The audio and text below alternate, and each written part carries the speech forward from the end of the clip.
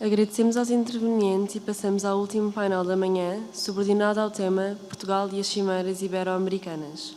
Pedimos que subam ao palco os participantes deste painel. Raquel Patrício, docente do Instituto Superior de Ciências Sociais e Políticas da Universidade de Lisboa. Novamente, Nancy Gomes, diretora da Cátedra da Universidade Autónoma de Lisboa e da Organização de Estados Ibero-Americanos. Cristina Manzano, diretora das Relações Exteriores da Secretaria-Geral Ibero-Americana, e Ricardo Vitória, coordenador nacional para a Conferência Ibero-Americana, que se juntará a nós brevemente. A moderação do painel está a cargo de Paulo Neves, presidente do Instituto para a Promoção da América Latina e Caraíbas. Obrigada. Muito bom dia a todos. Antes de mais, eu queria agradecer à senhora professora Ana Paula Labrinho o simpático convite para o IPDAL se associar a esta iniciativa. E é um gosto enorme para o IPDAL se associar a uma iniciativa para falar sobre o Sr. Mário Soares e as suas relações com a América Latina. Queria também fazer uma saudação muito especial ao meu querido amigo Bruno, embaixador do México, que isto é a concretização de um seu sonho e que nós só temos a agradecer ao embaixador mexicano pelo interesse que teve em organizar uma iniciativa para falar de um dos maiores estadistas que Portugal teve. Portanto, se dúvidas existissem que não era um estadista só para Portugal e para os portugueses, é o entusiasmo do embaixador do México que também quis destacar a figura do Dr. Mário Soares. Permitam-me também destacar as fundações alemãs que estão aqui presentes. Desde logo a Willy Brandt, a Ebert, que muitas vezes nós esquecemos em Portugal que as fundações alemãs tiveram uma importância fundamental na democracia portuguesa, no apoio aos democratas portugueses. E eu lembro sempre, eu lembrava quando dava aulas aos meus alunos, que o Partido Socialista foi fundado na Alemanha, em território alemão. E as fundações alemãs, até mesmo outras, sem ser a Willy Brandt, Ebert, mas também a Friedrich Naumann, Adenauer, têm uma importância muito grande na democracia portuguesa. Eu costumo dizer que eu próprio também fui formando durante anos de uma fundação alemã. É por isso que quando alguma coisa corre mal na minha vida política, eu responsabilizo pelos alemães, porque eu fui formado por eles. Mas isto para destacar a grande importância que a Alemanha e as fundações alemãs tiveram com Portugal, com a democracia portuguesa e sempre respeitando Portugal e os portugueses. Quanto ao Dr. Mário Soares, eu penso que é muito oportuno, é por isso que elogio muito esta iniciativa, falarmos do Dr. Mário Soares não como uma figura do passado, mas essencialmente uma figura do futuro, porque aquilo que o Dr. Mário Soares defendia de uma forma muito clara é tão atual.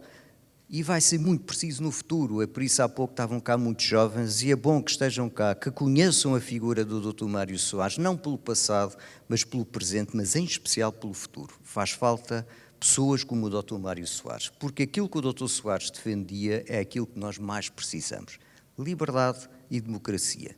Houve alguns que pensaram que isto era um dado adquirido, a liberdade e a democracia, não é? E por isso, relembrar o Dr. Mário Soares é relembrar um lutador, um corajoso. Ainda há bocado aqui o João falava de que o Dr. Mário Soares tinha uma relação privilegiadíssima com a América Latina, mas também com o Médio Oriente, e há um ato de coragem extraordinário do Dr. Mário Soares, uma vez em Beirute, no Líbano, que sob bombardeamentos se foi encontrar com o presidente Arafat. E estava a ser bombardeada a cidade de Beirute, e ele, mesmo sob bombardeamento, foi-se encontrar com o presidente Arafat, o que demonstra realmente que era não só um lutador, como também era um homem de coragem. E o Dr. Mário Soares também tinha um princípio que é muito lusófono. Ele era, de facto, um grande português, porque ele próprio tinha características típicas do português. E nós temos uma característica que é fazer pontes. Eu costumo dizer que deve ser o país do mundo com mais engenheiros, somos nós, porque nós adoramos fazer pontos. E o Dr. Mário Soares tinha esta característica, fazia pontos, e curiosamente não fazia pontos só com aqueles que pensavam como ele fazia pontos com outras pessoas, se bem que, isso também é um grande princípio que eu penso que se deve sublinhar, o Dr. Mário Soares, para ele não havia ditaduras boas ou ditaduras más, todas eram más. Mas mesmo assim ele falava com muita gente, mesmo que não fosse da área política dele. Também penso que vale a pena, eu não quero dar aqui muitos casos pessoais, mas eu comecei muito jovem como jornalista e tive a oportunidade de entrevistar o Dr. Mário Soares, mas não vou falar muito disso, mas o que me impressionava do Dr. Mário Soares, e eu que depois também enverdei pela vida política, cada um tem a sua loucura, mas uma coisa que eu sempre apreciei no Dr. Mário Soares não era só porque ele gostava de política, ele gostava de muito mais coisas que além da política. Eu acho que é uma chatice. Políticos que só gostam de política são chatos. E o Dr. Mário Soares adorava política, mas ao mesmo tempo adorava arte. Ele adorava a literatura, ele adorava o convívio, ele adorava uma boa piada. Eu lembro-me de assistir ao Dr. Mário Soares contar graças dele próprio, de gafes dele próprio. Só os grandes homens é que se riem de si próprios. E o Dr. Mário Soares, além de um grande político, amava a literatura, amava as viagens, ou seja, ele de facto amava a vida. E isso é uma coisa que se deve apreciar. É por isso que era um estadista. Mas não era um estadista porque gostar só de política ou de ser um bom político. Não, era um estadista porque, de facto, era um homem muito completo.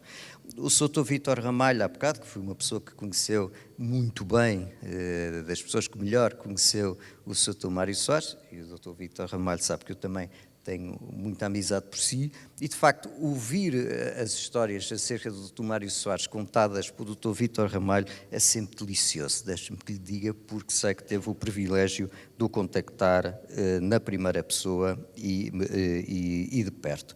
Terminava só chamando a atenção de duas coisas. O Dr. Mário Soares, de facto, foi precursor nesta relação entre a Europa e a América Latina. Hoje em dia, nós estamos a falar muito da relação entre a Europa e a América Latina, mas o Dr. Mário Soares, há 30 ou 40 anos, foi precursor dessa relação. Ele percebeu facilmente, é por isso que era um estadista é aquele que percebe, além daquele que o normal percebe. O Dr. Mário Soares percebeu que a relação da Europa com a América Latina era prioritária, porque não há nenhum continente no mundo mais semelhante ou parecido com a Europa do que a América Latina. Portanto, unir em especial os eurolatinos, como somos nós, com os latino-americanos, era de facto uma prioridade para o Sr. Mário Soares. E curiosamente, também já foi aqui falado, conseguiu conciliar a lusofonia com isso, porque ele nunca se esqueceu da África, pelo contrário. Portanto, aquele triângulo virtuoso América Latina, Europa, África, não é uma coisa recente. O Dr. Mário Soares já pensava nele e também já o defendia. E por último, antes de passar a palavra aos nossos oradores, só chamar a atenção de uma coisa que sempre apreciei no Dr. Mário Soares. Ele, quando foi Ministro dos Estrangeiros, no novo regime, ele não saneou ninguém. Não foi preciso sanear ninguém. Isso diz tudo do que era o Dr. Mário Soares, mas também diz muito do que eram os diplomatas portugueses. E são. Porque serviram com lealdade o anterior regime, mas também se souberam servir o novo regime. Há um livro delicioso do João Oltemido, que foi nosso embaixador em Washington, tanto no anterior como no posterior regime. E ele, de facto, é delicioso reparar o que é um verdadeiro diplomata. Ele serviu o anterior regime, era sua obrigação, porque era diplomata do Estado português, mas soube também representar o novo regime. E o Dr. Mário Soares nunca o saneou, bem pelo contrário, nas visitas que fazia a Washington, eram elas coordenadas pelo embaixador João Oltemido, que tinha servido precisamente o anterior regime. Depois desta exaustiva, quase chata intervenção, mas de facto o Dr. Mário Soares é uma pessoa que quem está na política, gosta de política, mesmo que não seja socialista, como é o meu caso, não há dúvida que sabe apreciar este homem. E termino com isto, nós precisamos de conhecer bem a figura do Dr. Mário Soares na política portuguesa, porque há muita crispação. Eu ainda há bocado ouvi o meu querido amigo João Torres, que já aqui não está, e que somos colegas há muitos anos no Parlamento e temos uma relação de enorme urbanidade. E isso quem nos ensinou, sem dúvida, também foi o Dr. Mário Soares. Quanto ao nosso painel, vamos falar sobre a importância das cimeiras ibero-americanas e logo, naturalmente, falar da CEGIB, que é uma organização de enorme importância para a diplomacia portuguesa e que, felizmente, Portugal também esteve na sua criação e foi um entusiasta dessa mesma criação. Nós temos connosco a Cristina, que é a diretora de Relações Exteriores precisamente da CEGIB, que é a Organização Ibero-Americana, que reúne Portugal, Espanha, Andorra e depois mais 19 países da América Latina Hispânica. Temos também connosco a Nancy, uma querida amiga, e que é diretora da Cátedra da Universidade Autónoma de Lisboa, precisamente com a EI. Temos também a Raquel Patrício, que é professora no Instituto Superior de Ciências Sociais e Políticas, e o Ricardo Vitória, que é o coordenador neste momento para precisamente a Conferência Ibero-Americana. Eu começava pela Nancy e precisamente recordando qual é que foi, Nancy, o entusiasmo de Portugal, porque há muitas histórias, até do papel do Dr. Mário Soares, precisamente, mais uma vez, na criação da CEGIB, convencer o Brasil a estar presente também na CEGIB, mas na tua opinião, qual é que foi a importância que o Dr. Mário Soares, que Portugal teve também para a criação desta organização, que é o caso da CEGIB, e também nas cimeiras, que daí, desde a primeira em Guadalajara, no México, e que, e é bom que se tenha presente, Portugal sempre esteve presente em todas as cimeiras ibero-americanas ao mais alto nível, tanto do Presidente da República como também do Primeiro-Ministro. Nancy. Muito obrigada, Paulo. Bom, uma coisa são as cimeiras, não é? E outra é a Secretaria-Geral Ibero-Americana, que é poderemos dizer, o órgão que institucionaliza ou com o qual se institucionalizam os esforços de cooperação no âmbito ibero-americano e que aparece só no ano 2004, penso que foi 2004. 2005, muito bem. Tinha tido um antecedente que era a CECIP, não é? Era uma Secretaria de Cooperação Ibero-Americana. Bom, relativamente às cimeiras ibero-americanas, a primeira realizada em Guadalajara, em 1991, portanto, estamos a falar num contexto muito particular, não é? No âmbito das relações internacionais, fim da Guerra Fria, e, portanto, foi facilitador, sobretudo por parte de Espanha, que foi efectivamente o governo espanhol quem teve a iniciativa, quem faz a proposta. Agora poderemos dizer num novo formato, é a proposta da criação de uma comunidade ibero-americana e não hispano-americana, e, portanto, o contexto foi realmente facilitador.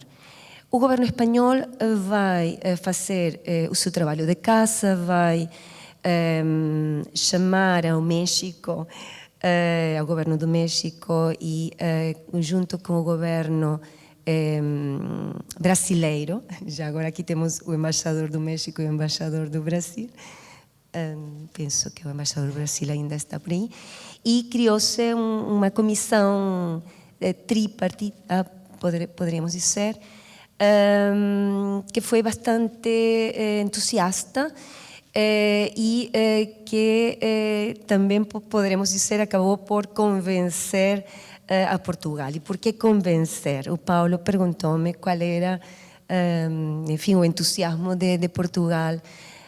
Não era muito. O próprio Mário Soares disse-me, ele sim, o Mário Soares estava muito contente, muito entusiasmado, ele era presidente de Portugal na altura, o primeiro-ministro era professor Aníbal Cavaco Silva.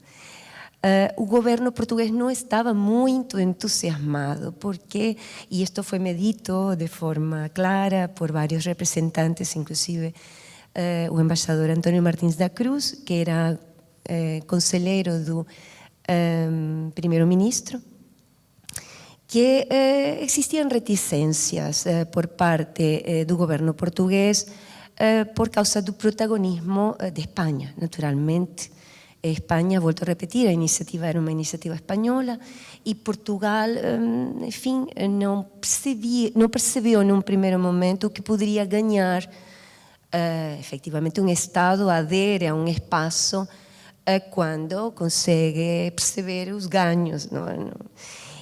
Portanto, o governo português foi representado ao mais alto nível, esteve lá o primeiro-ministro, esteve lá o presidente da República, e o Paulo disse muito bem, em todas estas 29 cimeiras, a próxima será a número 30 em Madrid, a partida, no próximo ano, Portugal esteve representado ao mais alto nível.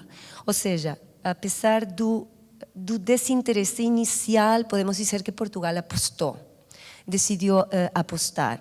E o próprio Mário Soares disse-me, em entrevista, que o próprio Aníbal Cavaco Silva, lá em Guadalajara, acho que foi um lugar muito bonito, um palácio, e ficou muito bem impressionado, apesar do receio, ficou muito bem impressionado com o trabalho, com a organização e com a cimeira de Guadalajara em si.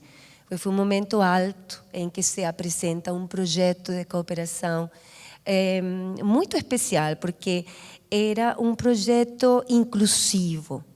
Inclusivo em que sentido? Estava aberto a todos os países da América Latina, sem exclusão, inclusive Cuba, que tinha sido excluída do sistema interamericano, que era o sistema que dominava, tinha sido convidada e efetivamente Fidel Castro participa e o governo cubano participa nas primeiras cimeiras. Depois, enfim, a coisa vai mudar, mas foi desde esse ponto de vista da abertura, da inclusão, de não limitar a participação a regimes exclusivamente democráticos.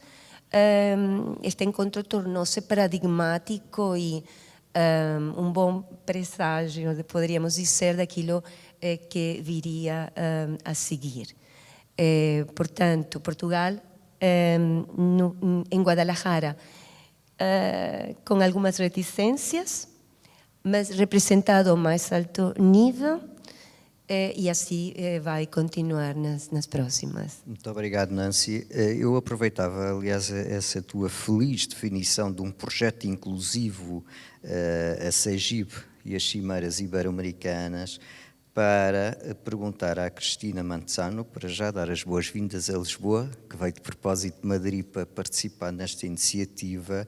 À Cristina, que além de ter uma enorme experiência na diplomacia, na área da cooperação, é uma profissional extraordinária e está agora na CEGIB. Eu lembro que agora o secretário-geral adjunto da CEGIB é português, portanto Portugal está em grande destaque na CEGIB, porque o número 2 da organização agora é o embaixador Federico Ludovice, um grande embaixador português, um bom amigo, é o número 2 da CEGIB. Mas, Cristina Manzano, hoje em dia o multilateralismo está a ser desafiado. Todas as organizações que reúnem países multilaterais, portanto, estão a ser desafiadas. Qual é que é, falando agora que isto é uma iniciativa para falar do passado, do presente e do futuro, qual é que é a importância que uma organização, como o caso da CEGIB, que reúne 19 países latino-americanos, mais Portugal, a Espanha e Andorra, qual é que é a importância que esta organização tem para as duas regiões, que estamos a falar de duas regiões, Europa e América Latina, e para os próprios países que fazem parte desta organização? Muito obrigada, Paulo. Primeiro, peço desculpas por não poder falar português ainda. No. Paso entonces al español. También lo primero quiero agradecer a Ana Paula Laboriño, a la OEI, a IBDAL, a todos los organizadores, a la Fundación Friedrich Ebert por la invitación y por haber incluido a CEGIB en esta interesantísima convocatoria. Desde luego es una delicia escuchar a todos los intervinientes, conocer mucho mejor de la figura de Mário Soares y sobre todo entender también su papel y el papel de Portugal en esta comunidad iberoamericana. Antes de contestar a tu pregunta, quería añadir 3 cosas a lo que ha comentado la profesora Gómez, que por supuesto ha descrito muy bien cuál ha sido el recorrido para llegar aquí. Quería hacer un apunte sobre la historia, sobre el contexto de esa historia, porque no solamente era el momento de fin de la Guerra Fría, era un momento de reencuentro de los países de la península ibérica con América Latina, pero era en el contexto de la celebración del 5º centenario de la llegada de Colón a América, y en esas conversaciones España y México, Felipe González y Carlos Salinas de Gortari, decidieron tratar de acumular el apoyo de los otros mandatarios de todos los países. El lema con el que se celebró aquel 5º centenario era precisamente el del encuentro de los dos mundos. Quería establecerse una nueva relación entre ambos lados del Atlántico, y me recordaba lo que hablabas de los puentes. Era una relación de realmente construir puentes. Cuando se crea la Comunidad Iberoamericana, se hace sobre 3 principios que son todavía los que hoy rigen. Uno, la horizontalidad.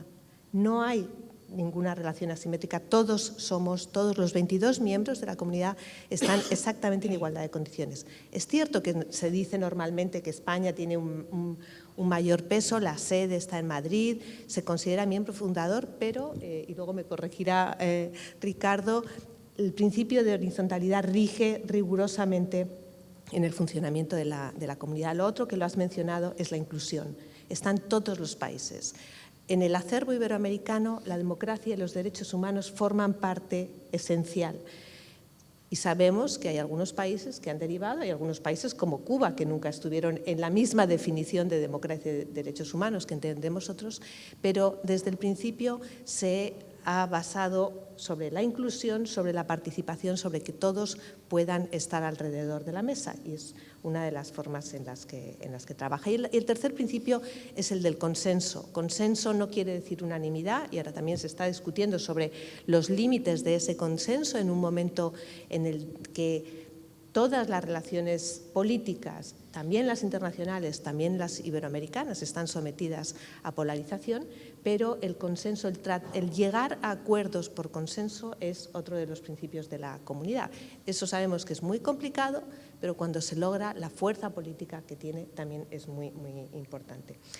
Quería hacer también un comentario sobre cuestiones que han salido a lo largo de la mañana, y es el peso de las relaciones personales. Se ha hablado mucho de la capacidad que tenía Mario Soares de establecer esa relación con líderes de todo tipo y con no líderes de todo tipo, daba igual el espectro político.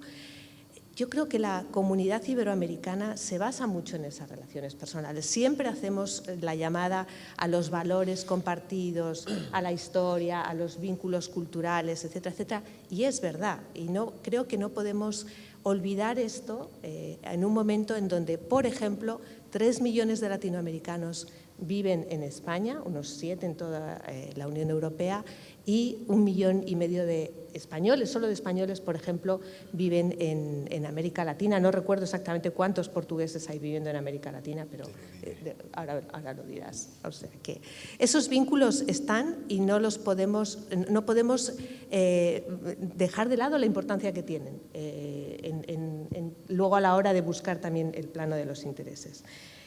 Y déjenme hacer un pequeño… Ahora sí que voy a la importancia de la SEGIP, que este año cumple 20 años, por eso tenemos tan claro que realmente empezó a funcionar en el año 2005. Como bien has comentado también, previamente hubo una Secretaría para la Cooperación. En la cooperación se puso el foco en un primer momento cuando se pone en marcha esta Comunidad Iberoamericana de Naciones, y la cooperación en algunos campos que nos eran naturales, como la cultura, como la ciencia, como la educación, etcétera, etcétera. Unos campos que luego se han ido ampliando. Aumentar la cooperación es una de las razones por las que la SEGIP como institución, pero la SEGIP es una unidad técnica. Realmente lo que hacemos en la Secretaría General es apoyar lo que los países deciden que son nuestros mandatos, que son los mandatos de la comunidad, y lo que la Secretaría pro tempore en cada cumbre, de cara a cada cumbre, decide que son las prioridades. Aumentar la cooperación, reforzar la cooperación iberoamericana es una de las razones por las que esto es importante, merece la pena, porque sus resultados están ahí. Déjenme ir un segundito, un paso atrás, para mencionar un proceso en el que, insisto, Ricardo hablará porque está perfectamente involucrado, y es que, como ha mencionado la profesora, la próxima cumbre será en España en el año 2026. Después de cada cumbre los países se postulan y los miembros eligen dónde se celebrará. Y en esta ocasión hay un sentimiento que permea y es la necesidad de seguir actualizándose, seguir modernizando el funcionamiento de la comunidad para adaptarlo a los nuevos desafíos que tenemos, como ha venido haciendo a lo largo de estos casi 30 años de funcionamiento. Y en ese proceso, la Secretaría Pro Tempore española ha decidido involucrar a todos los países en una reflexión conjunta. Ha habido 3 reuniones que ha aglutinado, como digo, a todos los 22 países, y de esas reuniones van a salir las prioridades, va a salir lo que se llama la nota conceptual, que va a marcar el recorrido, va a marcar el calendario, va a marcar las citas de aquí hasta finales de 2026, que se celebrará la cumbre de jefes y jefas de Estado y Gobierno, porque la cumbre es solo el final, es la reunión política de más alto nivel, pero mientras tanto hay una buena cantidad de actividades que van alimentando esa cumbre. ¿Por qué es importante la Secretaría? ¿Por qué es importante la comunidad? Porque mantener ese nivel de interlocución política, esos espacios de diálogo, en estos momentos en donde el multilateralismo está como está, cuestionado por todas partes, sigue siendo importante. Y ahí siempre tenemos el desafío de medir las cumbres, el éxito de las cumbres por la cantidad de mandatarios que acuden. Y es un arma de doble filo, porque por supuesto que es importante que acudan los mandatarios, pero no podemos olvidar que hay muchas otras cosas que van por detrás. Insisto, hay una cooperación iberoamericana que ha mantenido su ritmo, que se va aumentando año a año y que va incrementando el impacto que tiene en las ciudadanías iberoamericanas. Hay otra razón también, soy muy breve, que es el tratar de encontrar posiciones comunes para los desafíos globales. Lo mismo, muy fácil de decir, muy complicado de llegar, pero ahí también déjenme apuntar, solamente ahora mismo se está trabajando en un esfuerzo, no sabemos si se alcanzará o no, pero el recorrido ya vale la pena, que es el tratar de presentar una posición común iberoamericana de cara a la Conferencia de Financiación para el Desarrollo que se va a celebrar en Sevilla el próximo mes de junio-julio. Los países iberoamericanos tienen unas situaciones comunes, tienen unas demandas comunes de cara a la necesaria reforma de la arquitectura financiera internacional y están trabajando para buscar esa posición común que presentar al resto del mundo como iberoamericanos.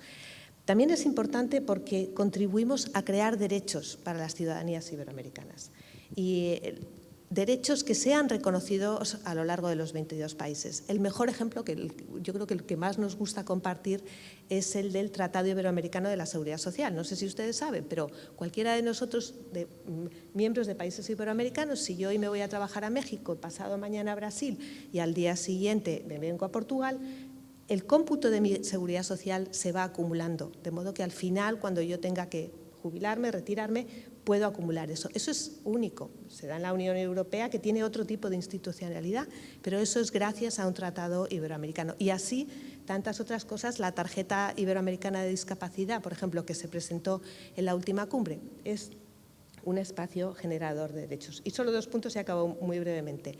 Es también importante para tratar de armonizar regulaciones. Lo mismo, en un mundo donde los desafíos son muy grandes, donde sabemos que es muy poco probable que un país individualmente logre presentar soluciones, el abordar conjuntamente cómo podemos regularnos en cosas tan obvias ahora, por ejemplo, como la inteligencia artificial, como la tecnología cuántica, etcétera, etcétera, nos acerca y nos hace más fuertes. Y por último, algo que ha salido y va a salir después, y has mencionado, Paulo, es la relación entre la Unión Europea y América Latina. La comunidad iberoamericana tiene una posición privilegiada para abordar esta relación, para proponer nuevas vías en esta relación. Somos 2 países miembros de la Unión Europea, otro tercero europeo, 19 en América Latina.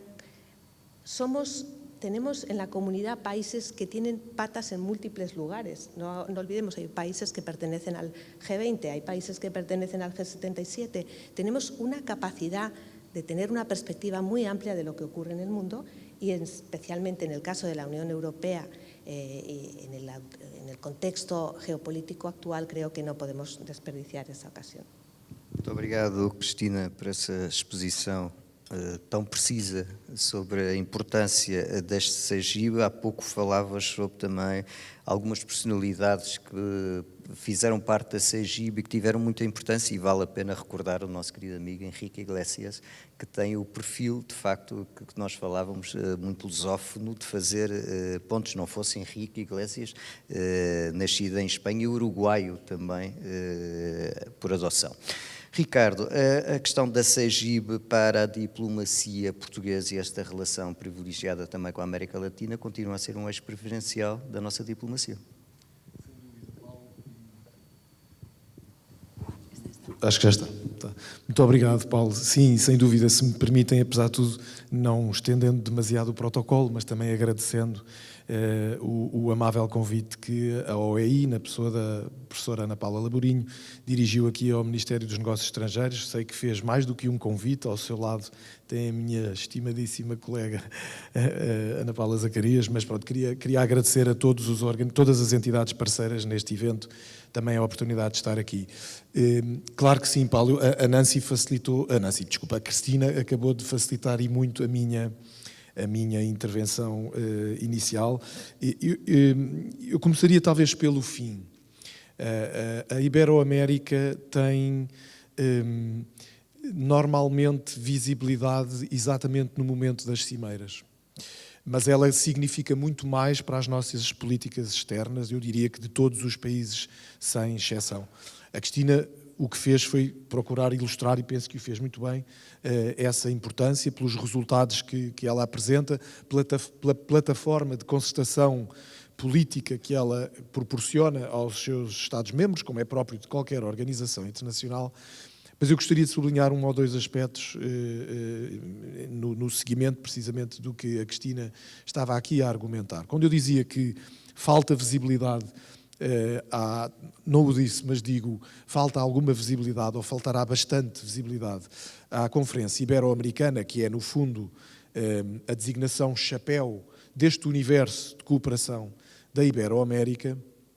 Eu quero com isto dizer que as pessoas, efetivamente e normalmente, têm uma noção de que ela existe, está ali para durar nas cimeiras, porque evidentemente têm uma cobertura mediática completamente diferente. Talvez as pessoas, em geral, não saibam é que existem, além dos programas específicos de cooperação, e já vamos em 30, e eu permito-me aqui acrescentar que agora temos mais um, porque fizemos o upgrade, se quiserem, fizemos a promoção de uma iniciativa ibero-americana, a Programa Ibero-Americano de Cidadania Global para o Desenvolvimento. É o único destes 30 programas que tem liderança da parte de Portugal, onde está a Espanha e mais 6 países membros. Além desta cooperação, nós temos 4 organismos regionais, que são organizações internacionais. Uma delas é a Organização para a Ciência, Cultura e Educação, a OEI, que é aqui também nossa anfitriã.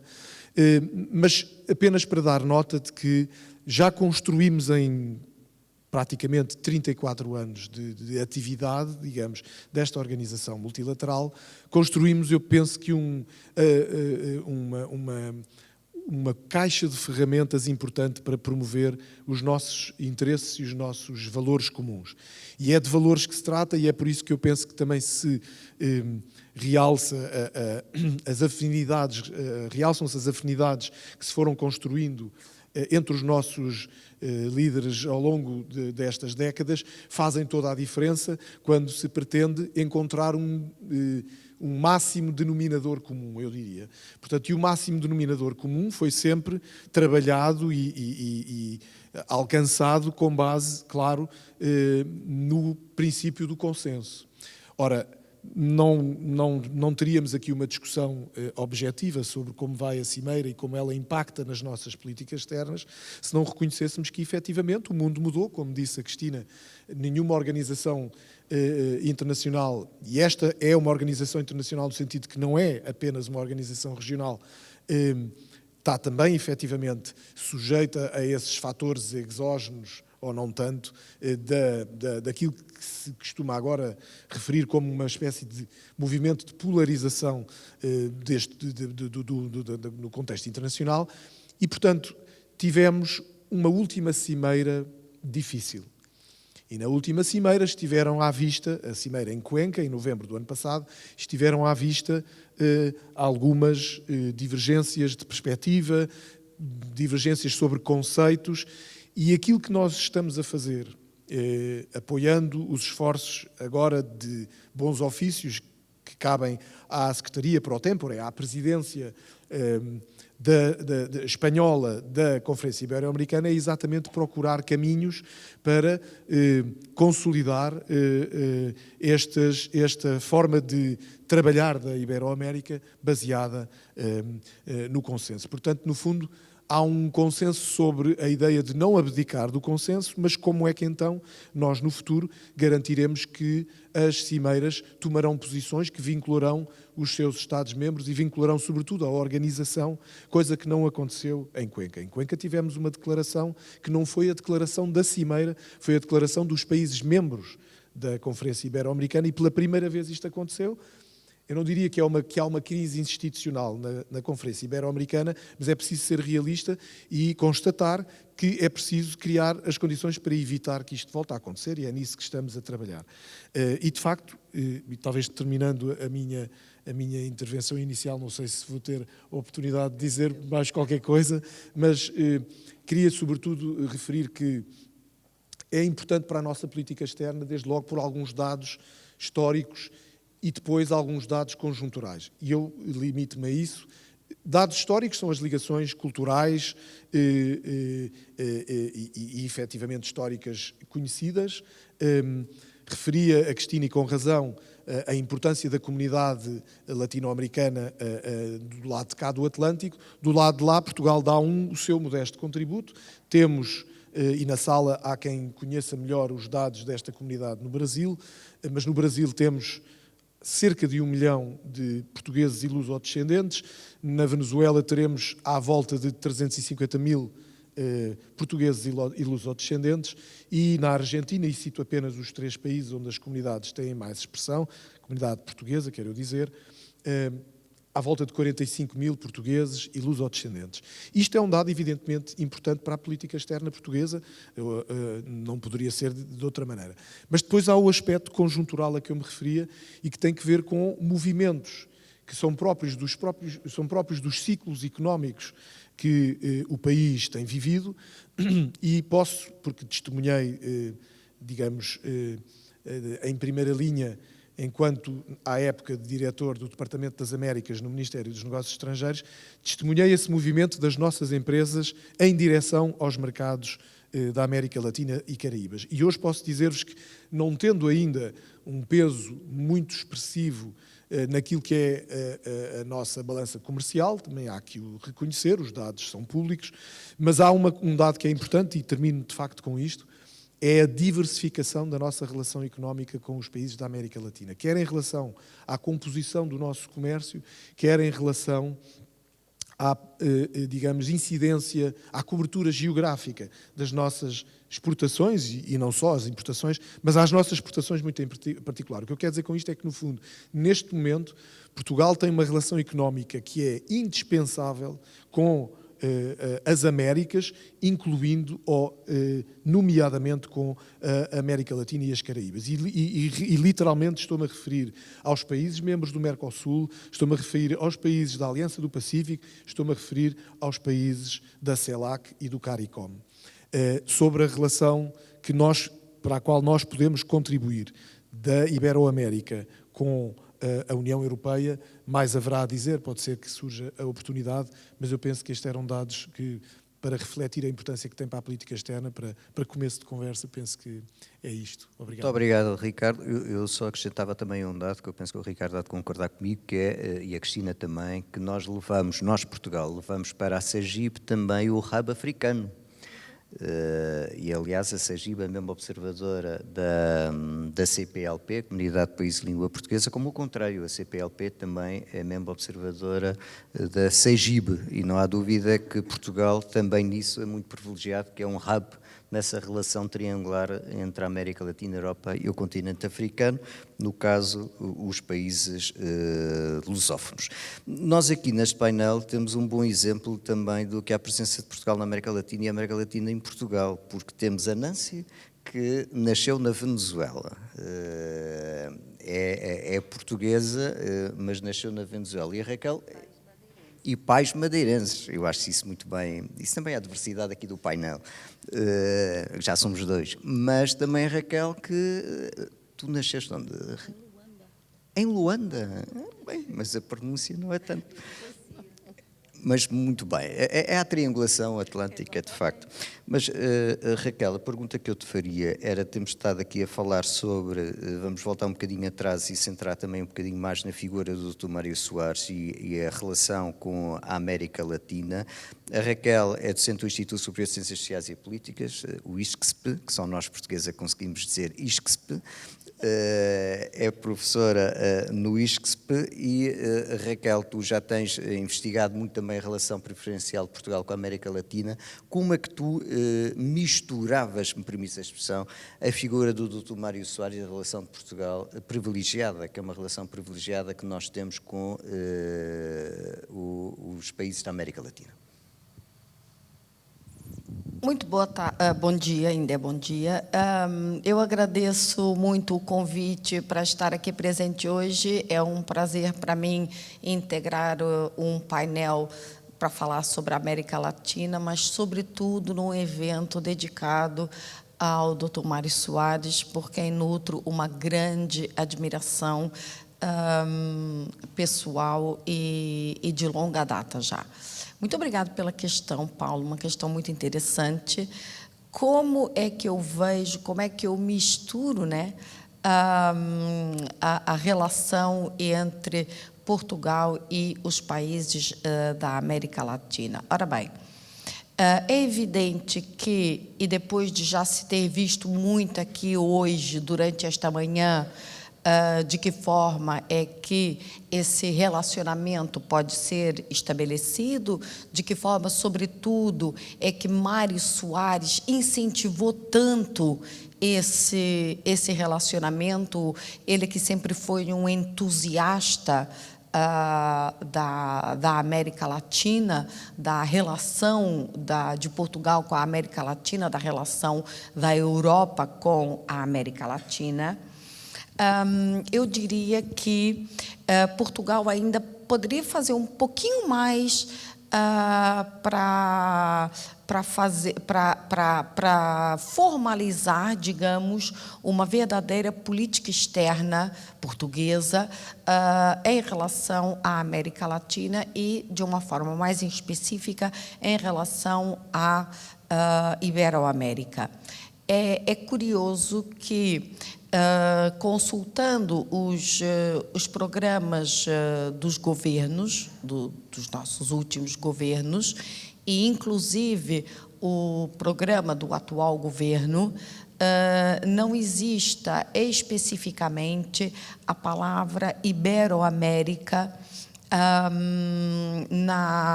nas prioridades de política externa, e, portanto, eu acho que isso acaba por ser uma omissão que tem um significado particular, um significado especial. Fala-se da lusofonia, fala-se da CPLP, fala-se da América Latina, mas não especificamente daquilo que é a Ibero-América. E, no entanto, tal como já foi dito aqui, aquilo que é a especificidade de Portugal, mesmo no seio da União Europeia, perante os outros Estados-membros da União Europeia, é a ligação privilegiada que tem, não só com a África, mas também com a América Latina, por via do Brasil. E, nesse aspecto, a Espanha aproveita muito essa preponderância junto à América de língua espanhola. Por outro lado, também podemos verificar que nenhum país da América Latina surge efetivamente entre os 10 principais destinos das exportações portuguesas, que se destinam prioritariamente, como é sabido, para a Espanha, né? E então o Brasil, curiosamente, não figura entre os 10 principais destinos das exportações portuguesas e, portanto, há aqui ainda uma série de iniciativas, de tratativas econômicas que podem ser adotadas no sentido de criar uma melhor ligação econômica e comercial entre as duas partes. Também é interessante mencionar que o mercado ibero-americano em si, enfim, com a exceção da Espanha e de Andorra, representa aí à volta de 2,5% das exportações portuguesas, o que significa que é bem menos do que as exportações portuguesas com destino à Espanha. E desse valor total, quase 50% são destinadas ao Brasil. No entanto, apesar de eu, enfim, começar eventualmente pelos pontos fracos, há pontos fortes a realçar. A participação de Portugal, como a Cristina já mencionou, no âmbito das cimeiras ibero-americanas, tem sido sempre feita ao mais alto nível. Portugal também está integrado nos diversos organismos setoriais. Portugal é um dos grandes financiadores da Comunidade Ibero-Americana de Nações e também são várias as entidades portuguesas que estão comprometidas com os diversos programas, com as diversas iniciativas e projetos ibero-americanos, como o Ministério da Cultura, o Ministério da Educação, da Ciência, Tecnologia e Ensino Superior, a própria Fundação para a Ciência e Tecnologia, enfim. É que há uma série de vantagens, há uma série de potencialidades resultantes da participação de Portugal no âmbito da Comunidade Ibero-Americana. Apesar da palavra Ibero-América não aparecer no programa dos sucessivos governos, no atual sistema internacional, que, aliás, já foi dito aqui, caracterizado por instabilidade, volatilidade, enfim, uma série de questões que criam tensões e crises nesse sistema. A verdade é que a própria região da Ibero-América, a própria região da América Latina, surge como uma boa alternativa se quisermos pensar em soluções extra-Europa para Portugal. A própria dimensão da diplomacia econômica tem uma grande importância na nossa política externa e isso pode ser canalizado também para a América Latina. E, claro, tem havido também diversificação das relações políticas e econômicas com países com os quais até há bem pouco tempo Portugal não tinha relações, como o México, a Colômbia, o Peru. Por outro lado, os países envolvidos na Ibero-América também fazem parte de outras organizações internacionais, como o caso do Brasil, da Argentina, do México, que fazem parte do G20, o Fórum do G20, e isso pode potenciar a margem de manobra de Portugal inserido no seio da comunidade ibero-americana. E, portanto, quer dizer, há aqui uma série de potencialidades, de vantagens que Portugal pode retirar desta sua ligação à América Latina e desta sua ligação muito concreta relativamente à Ibero-América.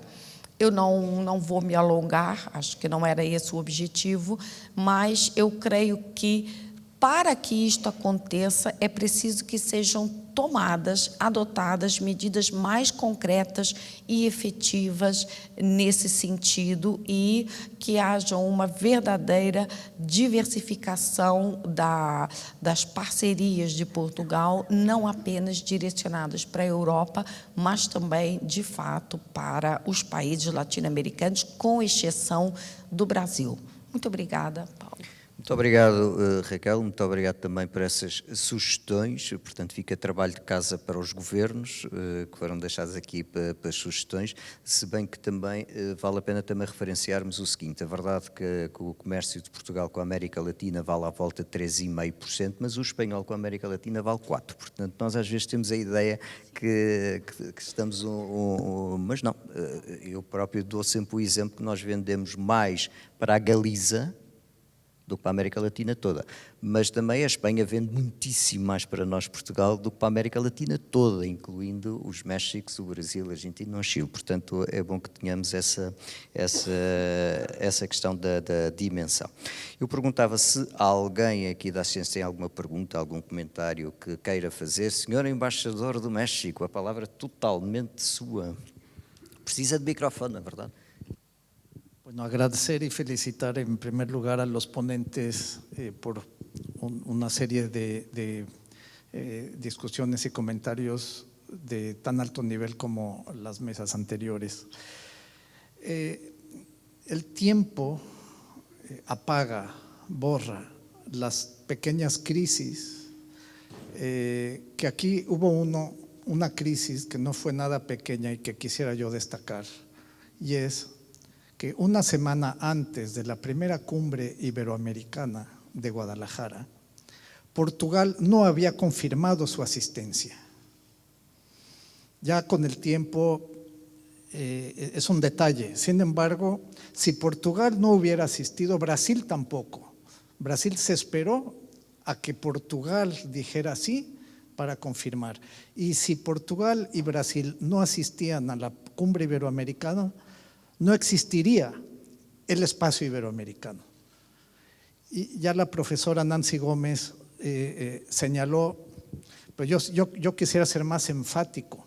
Sí hubo una crisis fuerte entre el presidente Mario Suárez, convencido del beneficio y de la bondad de la construcción, que fue una construcción mental del espacio iberoamericano, y un primer ministro y un gobierno, y quien gobernaba finalmente era Cavaco Silva, que tenía profundas reticencias.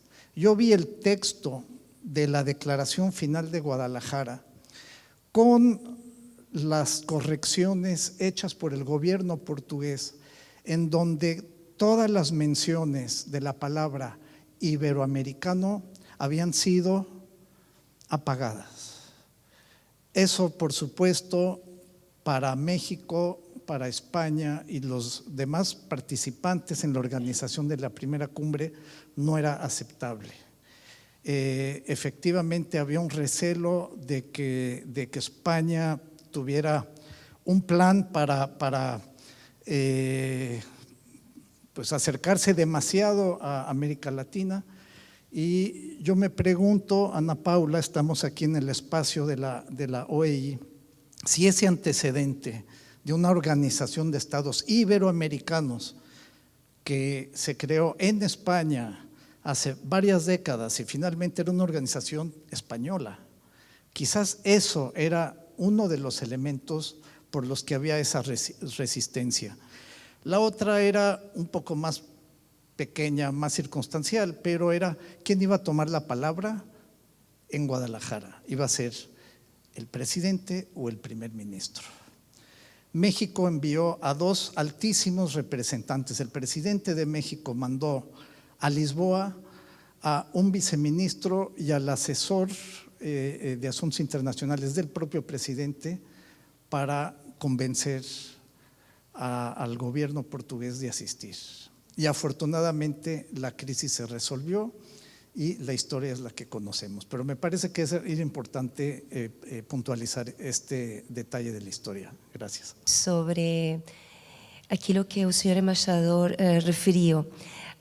O que me consta por entrevistas realizadas ao embaixador Antônio Martins da Cruz, que ele não está presente, mas eu tenho a gravação da entrevista, a prova.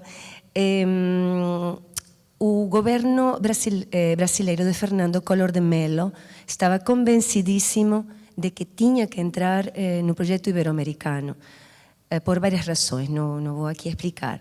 Portanto, era o contrário. Se Brasil não entrava, Portugal não entrava. O Brasil entrou e Portugal entrou. Não era, como tinha dito o embaixador. Portanto, era só para esclarecer. E outra coisa, a minha colega Raquel disse que nos programas de governo não aparecia a palavra Iberoamérica, mas começou a aparecer a partir de 2014, exatamente começou a aparecer. Este não sei, mas em 2014 e até recentemente aparecia. Este não. Bom, Muito bem. era só isso. Obrigada. Vamos tentar corrigir isso no programa de governo. Há uma pergunta lá ao fundo, mas esta questão que o embaixador do México levantava, é evidente que isto levantava-nos muitas conversas, mas também é a personalidade do próprio Dr. Mário Soares. É preciso centrar as coisas nos momentos. E na altura vivíamos uma coabitação muito sui generis, como dizia o presidente Mitterrand, e de facto as duas personalidades no momento da vida política nacional do Dr. Mário Soares e o professor Cavaco Silva também justificam um pouco naturalmente quem é que iria falar, porque de facto a política externa portuguesa é dirigida pelo governo, não é pelo presidente, é pelo governo. E naturalmente o professor Cavaco Silva sabia muito bem isso, e gostava de sublinhar essa questão, como o Dr. Mário Soares também achava que deveria falar. Mas isso são as coisas domésticas da vida política nacional, que são sempre muito entusiasmantes e muito civilizadas em Portugal. Há uma pergunta lá ao fundo, eu não sei, faça favor. A Andorra. Sim, boa tarde. Para quem não me conhece, eu sou Karina, sou a encarregada de negócios da Embaixada de Andorra. E vou falar em português também para dar a honra a Mário Soares. Então, eu gostaria primeiro agradecer à OEI pela organização e pelo convite, e também os outros co-organizadores deste evento. E relativamente à CEGIB, eu gostaria de recordar que Andorra teve a Secretaria Pro Tempore no 2020. Como vocês sabem, foi o ano mundialmente problemático com o Covid, onde, diria eu, opinião pessoal, iniciou a crise do multilateralismo. E neste sentido que estão aqui presentes os Estados-membros da CEGIB, em nome da Andorra, agradecer a confiança depositada neste momento, porque nós tivemos que adiar a Secretaria Pro Tempore, que culminou com a cimeira de chefes de Estado e de Governo de um ano, que até eu me lembro que eu era agente de ligação, eu ainda me lembro do embaixador de Brasil. E também, e já para finalizar, gostaria de relembrar que Andorra também somos membros da OIF, da francofonia, e então temos também esta ligação com outro espaço multilateral que dá força a esta ideia das pontes que construi Portugal, e deste espírito dialogante, não sei qual é a palavra correta, dialogante, obrigada, que tem Portugal e que Andorra quer aproveitar, e também com todo o corpo diplomático acreditado em Portugal. Muito obrigada. Muito obrigado por esse apontamento, sempre muito bem-vindo. Ainda por cima, Andorra, que é um país que tem uma comunidade imensa de portugueses e que tem, naturalmente, e fez uma belíssima presidência pro tempore da SEGIP. Chegámos assim ao fim, isto é dos anúncios melhores que nós gostamos do vídeo do avião, que é aterramos na hora certa, portanto não houve atrasos. Eu queria naturalmente voltar a agradecer à professora Ana Paula pelo convite para o IPTAL estar aqui involucrado nesta iniciativa. Deixar uma sugestão, porque não?